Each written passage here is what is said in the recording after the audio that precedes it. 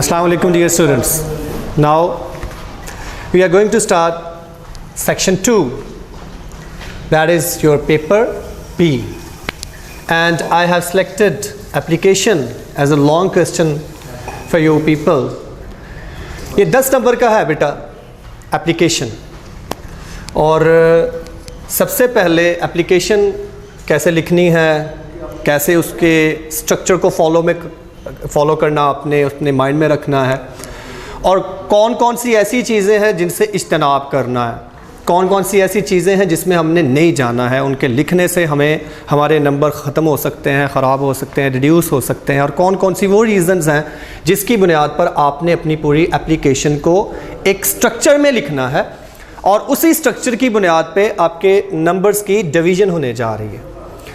First year में application है, letter है, तो ज़्यादातर अगर हम एप्लीकेशन लिखते हैं तो उसके नंबर कुछ ज़्यादा अच्छे मिल जाते हैं, क्योंकि ये टू द पॉइंट होती है और वहाँ पर हमने कुछ ज़्यादा लंबी चौड़ी बात नहीं करनी होती है, बहुत ज़्यादा प्रिसाइज रहना होता है अपनी टेक्स्ट में, कि वो ज़्यादातर आपके पेपर के मुताबिक हो, ना कि उसमें आप कोई अपनी रुदात शुरू कर दें। First of all, structure is very necessary when you right an application. 10 number की एक एप्लीकेशन होती है, और 10 नंबर को डिवाइड कैसे किया जाता है, वो 10 नंबरों की डिवीज़न मेरा बेटा कुछ इस तरह से है कि 4 नंबर्स एंड 6 नंबर्स, ये दो अलहदा से आपने उनको अपने माइंड में रखना है। इसमें 4 नंबर्स जो हैं वो मैथमेटिकल हैं, यानी आपको मिलने ही मिलने हैं, और 6 नंबर्स जो हैं उनका एक डिफरेंट स्टाइल है। वो कैसे है पहले तो ये देखेंगे। बेहतर तरीका तो ये है कि आप अपने सामने एक पेज रखें और उसकी एक लेफ़्ट साइड पे, इस साइड पे आपने ये स्ट्रक्चर को फॉलो करना है। स्ट्रक्चर क्या है बेटा? मैंने लिखा है द प्रिंसिपल, द प्रिंसिपल। इसमें ये वाला जो आपका टी है, इसको आपने कैपिटलाइज करना है। कैपिटलाइज माने मतलब आपने इसको ABC में तो लिखना है, लेकिन स्मॉल में नहीं जाना है, आपने कैपिटलाइजेशन में रहना है, ठीक है। और उसके बाद ये वाला जो P है प्रिंसिपल का, ये इसको भी आपने कैपिटलाइज करना है। फोकस रखिएगा, ध्यान रखिएगा, ये बहुत अहम चीज़ है। इसका आपको एक नंबर मिलेगा इस पूरी एक्टिविटी का जो मैं आपके सामने करने जा रहा हूँ, ठीक है। ये बहुत ज़रूरी है और इसी से आपकी बुनियाद बनेगी एप्लीकेशन की। The principal, T must be capitalized and P must be capitalized, okay? उसके आखिर पे आपने एक ऐसे करके कॉमा लिखना है, ये लाजमी है, नहीं लिखेंगे आपके लिए मसला बन जाएगा। उसके नीचे बिल्कुल लाइन पे लिखा है मैंने गॉविट कॉलेज। आपने कोई अपना नेम कॉलेज का नहीं देना है, अपना नेम नहीं लिखना है, अपने कॉलेज का नेम नहीं लिखना है, रोल नंबर नहीं लिखना है आपने वहाँ पे। आपने लिखना है क्या? गॉविट कॉलेज। G कैपिटलाइज होगा मेरा बेटा, बड़े हरूफ में लिखना है आपने। उसके बाद आपने फुल स्टॉप लगाना है, वहाँ पे एक डॉट लगाना है। देन कॉलेज, कॉलेज का ये वाला C, इसको भी आपने कैपिटलाइज करना है, और उसके आखिर पे जाके जब आप ये लिख लेंगे आपको कॉमा लगाना है वहाँ पे, ठीक है। तीसरी लाइन पे आपने सिटी लिखना है। इसका जो C होगा दैट वुड बी कैपिटलाइज, आपको उसको बड़े रूप में लिखना है C को। उसके बाद कोई कॉमा नहीं है, कोई फुल स्टॉप नहीं है, कोई चीज़ नहीं है, स्ट्रेट अवे आपने A, B, C और इनके दरमियान एक एक फुल स्टॉप लगाना है। ये वाला फुल स्टॉप जो आपका होगा ये इस तरतीब के साथ ऐसे करके यहाँ पे जाके एंड हो गया, फुल स्टॉप लग गया। साथ ही मैं आपको बताता चलूँ बेटा कि इतनी एक एक्टिविटी करने से only this one you got 1 number, एक नंबर आपका हो गया, यू गॉट 1 नंबर। अब उसके बाद यहीं पर मैं अपने इस असूल को क्लियर करता चलूँ। थ्रू आउट द ईयर बच्चे क्या करते हैं, ये इसमें बड़ा मसला रहता है स्टूडेंट्स का। वो कैसे? ये PRINCIPAL प्रिंसिपल, और एक ये मैंने प्रिंसिपल लिखा है PRINCIPLE प्रिंसिपल। दोनों प्रोनाउंसिएशन में, अटरेंस में साउंड एक रखते हैं, लेकिन यहाँ पर अगर आप फोकस करें प्रिंसिपल, और यहाँ पे अगर आप फोकस करें प्रिंसिपल, इसमें स्पेलिंग्स डिफरेंस है। ये प्रिंसिपल किसी स्कूल का, कॉलेज का जो हेड होगा वो होगा, और ये किसी असूल यानी ज़ाब्ता, कोई चीज़, मैकेनिज़्म, उसके लिए इसको इस्तेमाल किया जाता है। ये नहीं लिखना आपने, और अक्सर बच्चे ये गलती करते रहते हैं। अब इतनी एक एक्टिविटी करने से आपको एक नंबर जो है वो मिल गया। देन उसकी निचली लाइन पर आ जाएं, ये मैंने लिखा है सब्जेक्ट यानी उन्वान, टाइटल जिसको आप कहते हैं, कि अब किस चीज़ के बारे में वो एक एप्लीकेशन लिखने जा रहे हैं। बेटा, it's our official language. Official language के अपने रूल्स होते हैं, रेगुलेशंस होती हैं, उसमें आप कोई अपनी तरफ से कोई बात नहीं कर सकते हैं, लेकिन आपको एक स्ट्रिक्ट एक स्ट्रक्चर को फॉलो करना होता है, जिसमें आपने उसकी पूरी मेथडोलॉजी को बयान करना होता है। फॉर एग्जांपल, आप सब्जेक्ट लिख रहे हैं, टाइटल लिख रहे हैं, अनवान लिख रहे हैं, क्या जी, एप्लीकेशन फॉर लीव। अच्छा जी, गॉट इट, मान लिया इस बात को कि अब ये जो वाली आपकी एप्लीकेशन है, ये आपने अपनी कोई एज ए स्टूडेंट अपने उस इदारे में लीव के लिए लेनी है। अब आपने उसके बाद एक लाइन छोड़ दे, नीचे आ जाएं आप ज़रा, तो आपने लिखना है वहाँ पे क्या, सर। ये इतना सा काम है, देखें, सर। उसके बाद आपने वहाँ पे उसके सामने कॉमा लगाना है। इतना काम करने से आपको एक नंबर मिल गया। ये मैथमेटिकल है, बोर्ड कहता है ये स्टूडेंट का है, आपने उसको देना है।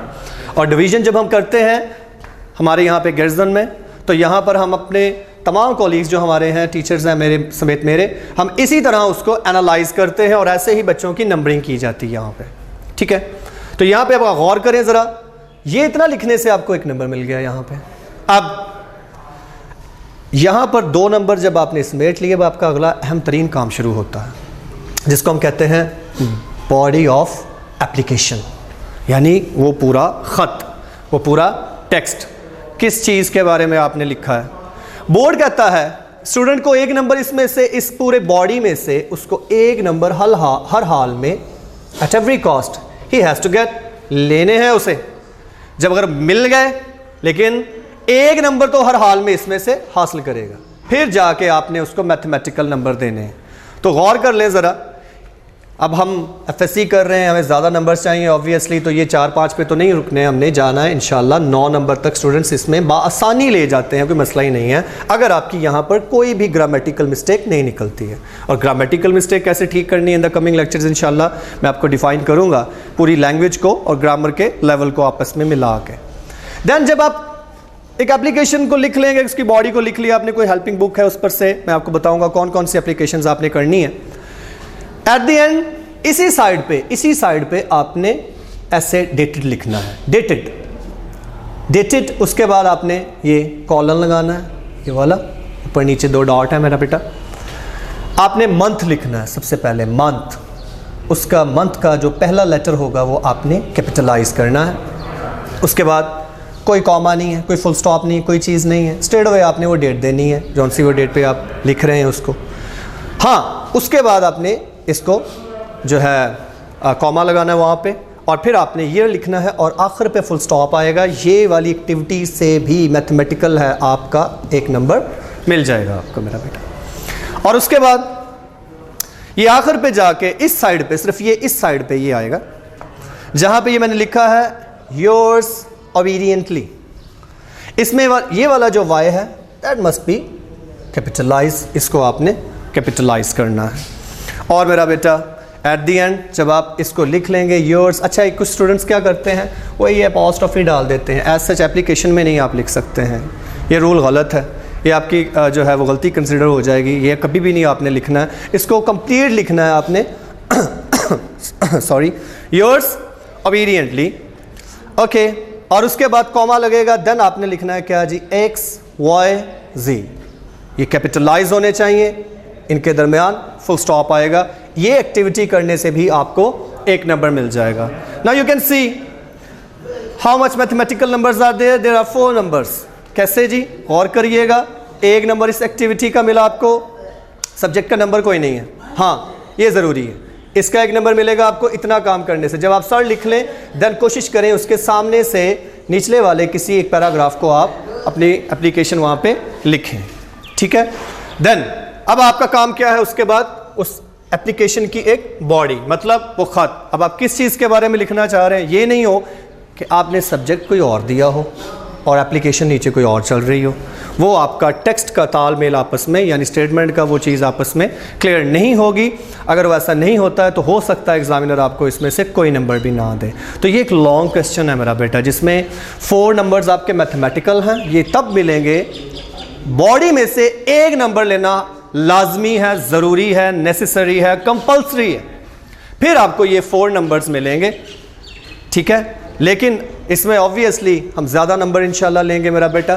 देन उसके बाद एट द एंड आपको उसके डेटेड होता है, डेट लिखनी होती है, उस स्ट्रक्चर को फॉलो करना है मेरा बेटा, और उसके बाद आपने इस स्ट्रक्चर को फॉलो करना है। तो ये एक्टिविटी को आप अगर परफॉर्म करते हैं, अपने रफ रजिस्टर को सामने रखें, वहाँ पर मेरा बेटा आप इस पूरी एक स्ट्रक्चर को पहले बनाएं, लिखें, लिख के फिर उसको टैली करके देख लें इस लेक्चर के साथ क्या आया, मैंने वैसे ठीक लिखा है वैसे या नहीं है। तो फिर वो आपकी प्रैक्टिस हो जाएगी, क्योंकि ये चीज़ लैंग्वेज के रिलेटेड है, और लैंग्वेज जो है मेरा बेटा उसमें हमने अपने पहले तो नंबर्स देखने हैं, पेपर्स में क्या क्या चीज़ आ रही है, कौन सी चीज़ मेरे लिए बिल्कुल न्यू है। It's a very new activity for you people, क्योंकि आपने पहले इससे कोई एप्लीकेशंस नहीं लिखी हैं 9th में 10th में, लेकिन उससे पहले कुछ एप्लीकेशंस की होंगी, आपने पढ़ी होंगी, लेकिन उनका स्ट्रक्चर भी आपने जैसे तैसे था वो फॉलो किया। लेकिन ये वाला जो स्ट्रक्चर है ये बोर्ड का स्ट्रक्चर है। एग्जामिनेशनल पॉइंट ऑफ व्यू से इस स्ट्रक्चर को फॉलो करना हर स्टूडेंट के लिए ज़रूरी है। अगर वो ये नहीं करता है तो फिर जाहिर बात है, अगर आप ये गलत लिखेंगे, 1 नंबर आपका यहाँ से चला गया। अब आप क्या, ये मैथमेटिकल नंबर था, आपने खुद गवा दिया। ये वाला अगर आपने गलत लिखा है, आपका 1 नंबर ऑब्वियसली चला जाएगा, डिडक्ट हो जाएगा उसमें से।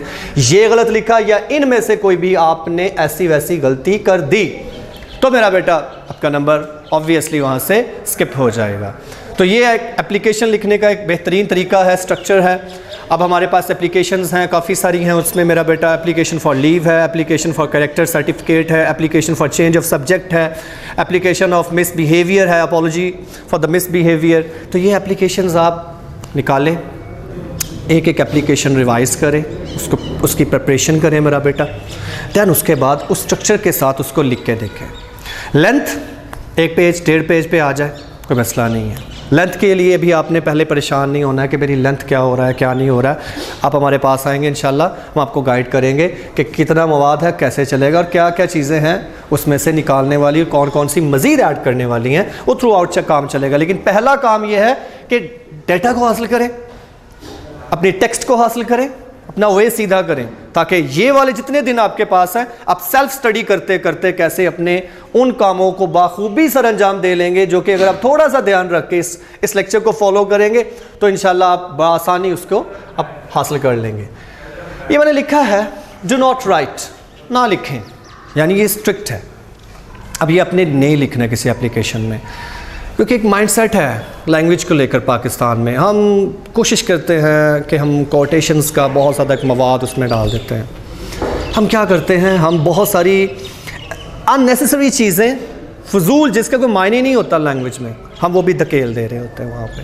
जैसा कि I think of beauty is a joy for ever, ना कुछ पता है कि ये अब किस जगह पे आना चाहिए इस कोटेशन को, इसकी ट्रांजिटिविटी क्या है, मेरा वो आस्पेक्ट क्या है, मेरा वो थीम क्या है, किसके लिए मैं ये प्रेजेंट करने जा रहा हूँ, नहीं सोचते हैं हम। हमें बस कोटेशन मिली है, लगा दी जहाँ दिल की है। नहीं बेटा, लैंग्वेज में हर चीज़ इंटरलिंक्ड होती है, उसकी कॉन्टेक्सचुअलिटी में फ़र्क पड़ जाता है। अगर आप किसी एक चीज़ को उसके मकसद से हटा के किसी और जगह लिख देंगे, ऑब्वियसली वो आपके लिए नुकसानदेह होगी। अब इसमें क्या नहीं लिखना है, do not write when you are writing an application name. अपना नेम गलती से भी आपने अपनी एप्लीकेशन में नहीं लिखना है। आपको कोई ज़रूरत नहीं है अपना नेम लिखने की। उससे क्या होता है, बोर्ड कह सकता है, आप पे यूएमसी बन सकती है, आपने अपना पेपर ट्रेस करवाने के लिए अपना नेम दिया है, एग्जामिनर उसको हाईलाइट कर देगा। हो सकता है आपको कॉल कर दी जाए बोर्ड की तरफ से कि आपने जो है वो एक गलत तरीका इस्तेमाल किया है। नेम कभी नहीं लिखना अपना, आप कहाँ से हैं, किस इलाके से हैं, किस जगह से हैं, कोई ज़रूरत नहीं है, क्योंकि उसको एप्लीकेशन चाहिए, आपका नेम नहीं चाहिए। नेवर राइट योर एड्रेस, पता नहीं लिखना कभी भी आपने। बच्चे क्या कर देते हैं, समटाइम्स गलती की बुनियाद पर वो अपना मोहल्ले का नेम लिख देते हैं, स्ट्रीट का नेम लिख देते हैं वहाँ पर, ठीक है, और वहाँ पर अपना वो कोई भी ऐसा वैसा कोई क्लू दे देते हैं। एनी क्लू, कोई ऐसा क्लू नहीं देना जिससे पता चले आप अपना पेपर ट्रेस आउट करवाने के लिए या अपने पेपर को चेक आउट करने के लिए आपने हरकत की है। हो सकता है आपके तो माइंड में भी ना हो, लेकिन फिर भी आपने इन 2-3 चीज़ों से बचना है। कोई क्लू नहीं देना है, रोल नंबर नहीं लिखना है, नाम नहीं लिखना है, एड्रेस नहीं लिखना है, इस तरह की कोई चीज़ भी आपने नहीं लिखनी है। कोई प्रोवर्ब नहीं लिखनी है आपने। आप अपने प्रिंसिपल को अपनी एक रुदात बयान कर रहे हैं, अपना मसला बयान कर रहे हैं ऑफिशियली कि जी मुझे एप्लीकेशन मैं लिख रहा हूँ, मुझे लीव चाहिए। क्यों लीव चाहिए जी? मेडिकल ग्राउंड्स पे लीव चाहिए वगैरह वगैरह। सर्टिफिकेट लेना है मैंने कॉलेज की तरफ से, कॉलेज लिविंग सर्टिफिकेट है, वो लेना है आपको। अब आप वहाँ पे कोई प्रोवर्ब क्या मायने रखेगा? वहाँ पे कोई कहावत डाल देंगे उसमें। अब आप अपने प्रिंसिपल को कोई कहावत सुनाने से तो रहे, आपको टू द पॉइंट बात करनी है कि मुझे एक एप्लीकेशन मैं लिख रहा हूँ, मुझे ये चीज़ आपके कॉलेज से रिक्वायर्ड है, मैंने यहाँ पे इतनी देर अरसा पढ़ा है। फॉर एग्जाम्पल आपको ये एप्लीकेशन याद कर रहे हैं लाइब्रेरी एंड हॉस्टल सिक्योरिटी के लिए, ठीक है। तो अब लाइब्रेरी एंड हॉस्टल सिक्योरिटी आपने 2 साल 3 साल वहाँ पे काम किया है, पढ़ा है, ठीक है, और तमाम आपने वहाँ पे बुक्स रिटर्न कर दी हैं और आपको अब उसकी सिक्योरिटी फ़ीस चाहिए। तो उसके लिए आप एप्लीकेशन लिख रहे हैं, तो उसमें भी कोई प्रोवर्ब वगैरह का जिक्र कतई नहीं करना है, बल्कि किसी भी एप्लीकेशन में कोई प्रोवर्ब वगैरह का जिक्र कभी नहीं किया जाता है। तो ये एक सिंपल सी एक्टिविटी है बेटा। आप अपने उस एप्लीकेशन को अपने पेज पे लिख के देखें, रिवाइज करें।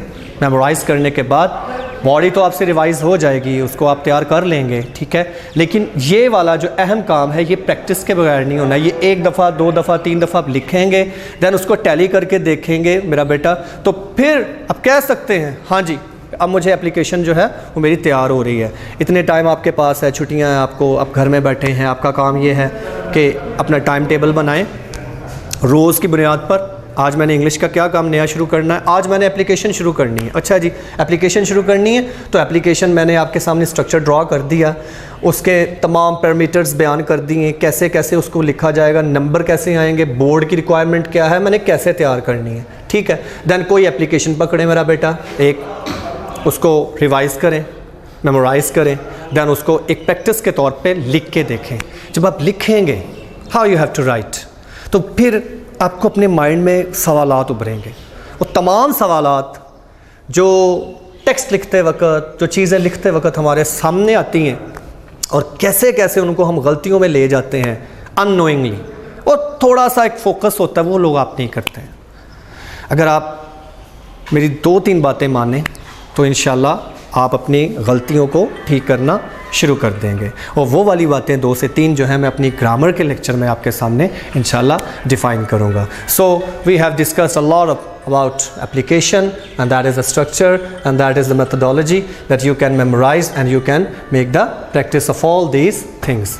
So this lecture is about application, and after that inshallah moral story, punctuation and objective papers and the related grammar or the grammatical portions of the first year class inshallah, they will be here in my coming lectures. Thank you very much. Have a nice day. Allah Hafiz.